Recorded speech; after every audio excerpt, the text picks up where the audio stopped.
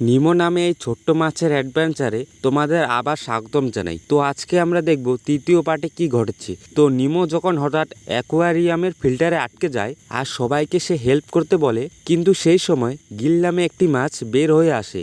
গিল তখন অন্য মাছদের বলে নিমোকে একা চেষ্টা করতে দাও, কিভাবে পাইপ থেকে বের হয়ে আসতে হবে গিল তাকে জানায় এবং তাকে বলে তোমাকে নিজের রক্ষা করা নিজেকেই শিখতে হবে। আসলে নিমোর মতো গিলকেও এখানে সমুদ্র থেকে আনা হয়েছিল, তাই গিল অনুভব করতে পারে যে নিজের ঘর ছেড়ে এসে এমন বন্দি জীবন কতটা কঠিন। ছোট আর সাহসী হলেও নিমো অনেক চেষ্টা করে ফিল্টার থেকে বেরিয়ে আসে, এতে সবাই তার সাহস দেখে অনেক বেশি খুশি হয়। অন্যদিকে আমরা দেখতে পাই বিস্ফোরণের পর মালিন আর ডলি ওই মাস্কের ভিতরে অজ্ঞান হয়ে পড়েছিল, কিন্তু হঠাৎ দুর্ঘটনায় তাদের কাছ থেকে মাস্কটি সমুদ্রের গভীর খাদে পড়ে গেলে মালিনের শেষ ভরসাটিও নষ্ট হয়ে যায়, কারণ ওই মাস্কের উপরে যে নামটি লেখা ছিল সেটা যদি জানতে পারতো তাহলে হয়তো সে সেখানে গিয়ে নিমোকে খুঁজে পেত। কিন্তু শেষ চেষ্টা হিসেবে ডলি ও মার্লিন সেই অন্ধকার খাদের মধ্যে যায় মাস্কটি খোঁজার জন্য।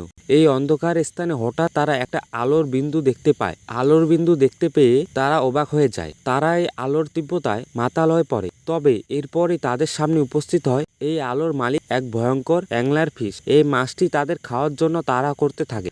তারা এই আলোর সাহায্যে মালিন নিচে পড়ে থাকা মাছটি খুঁজে পায়। মালিন কোনোভাবে এই মাছটিকে আটকে রাখে আর তার লেজের আলোয় ডলিকে এই ঠিকানাটি মুখস্থ করতে বলে। ডলি অনেক চেষ্টার পর সম্পূর্ণ ঠিকানাটি পরে নিতে সক্ষম হলে তারা জানতে পারে এই মাস্কে অস্ট্রেলিয়ার শহর সিডনির নাম লেখা রয়েছে। তার মানে নিমো হয়তো এই সিডনি নামক স্থানে বন্দী হয়ে রয়েছে। দুজনে মাছটিকে আটকে রেখে তারা সিডনির উদ্দেশ্যে রওনা দেয়। তবে মেন সমস্যা হলো তারা তো আর জানে না যে এই সিডনি সমুদ্রের কোন দিকে। তারপরে তারা আন্দাজে সামনের দিকে আগাতে থাকে। এদিকে অ্যাকোয়ারিয়ামের মাছগুলো নিমোকে তাদের দলে নেওয়ার জন্য একটি পরীক্ষা নেয়। গিল বলে পরীক্ষায় পাশ করলে তবেই সে তাদের সাথে থাকতে পারবে। নিমো সাহস দেখিয়ে পরীক্ষা পাশ করে আর বলে সে এখান থেকে বেরিয়ে তার বাবার কাছে যেতে চায়। গিল বলে এটা প্রায় অসম্ভব, কিন্তু গিল একটা বুদ্ধি দেয়। অ্যাকোয়ারিয়ামের জল পরিষ্কার করার ফিল্টারটি অটোমেটিক ভাবে কাজ করে, কিন্তু যদি পাথর দিয়ে আটকে যায় এটা নষ্ট হয়ে যাবে আর পুরো অ্যাকোয়ারিয়ামে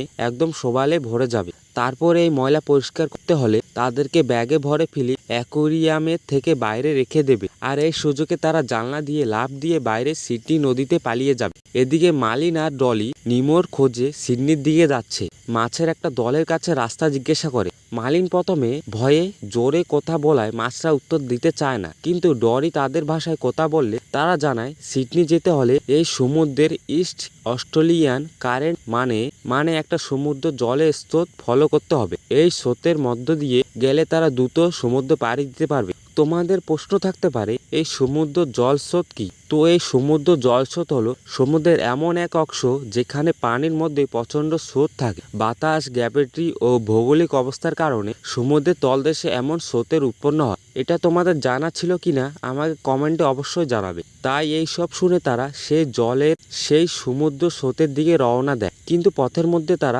অনেক ভয়ানক জেলিফিশের আক্রমণে পড়ে আর তখনই অনেক জেলিফিশ তাদেরকে ঘিরে ফেলে। ডলি জেলিফিশের মধ্যে আটকে যায়। তারপর মালিন কোনো মতে ডলিকে সেখান থেকে বাঁচিয়ে নিয়ে আসে, কিন্তু অনেক চেষ্টার পরও মালিন আর ডলি দুজনে জেলিফিশের আঘাতে অজ্ঞান হয়ে পড়ে।